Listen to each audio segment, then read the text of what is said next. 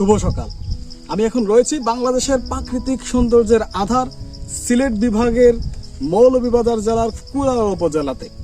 কুলাউড়া উপজেলার এই দেওছড়া চা বাগান থেকে আমি রয়েছি।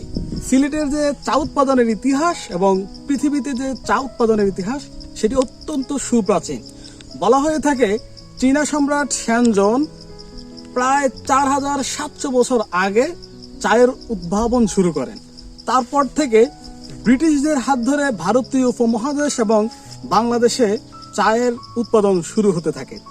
বাংলাদেশ চা গবেষণা ইনস্টিটিউট এই সিলেটের মৌলভীবাজার জেলাতে।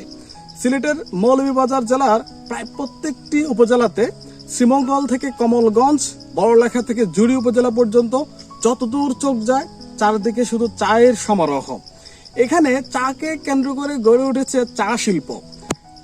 এখানে প্রায় হাজার হাজার চা শ্রমিক তারা তাদের কর্মসংস্থান সৃষ্টি করে নিয়েছে। বাংলাদেশের সর্বমোট যে চা উৎপাদন হয় তার সিংহভাগ অর্থাৎ 50 ভাগেরও বেশি চা উৎপাদন হয় এই মৌলভীবাজার জেলা থেকে। মৌলভীবাজার জেলাতে সর্বমোট 90টির মতো চা বাগান রয়েছে।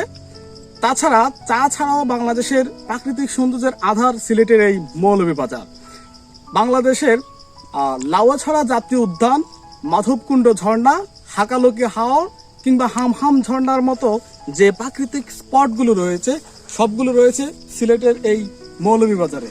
সিলেটের এই মৌলভীবাজারে যে চা শিল্প গড়ে উঠেছে, হাজার হাজার হেক্টর জমি জুড়ে এই চা উৎপাদন হয়ে থাকে।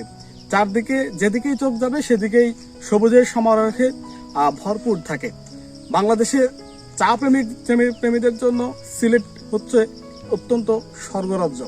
তাই যারা চা প্রেমী আছেন এবং প্রাকৃতিক সৌন্দর্যের যে আধার সিলেটের এই চা বাগান দেখতে কেউই ভুল করবেন না।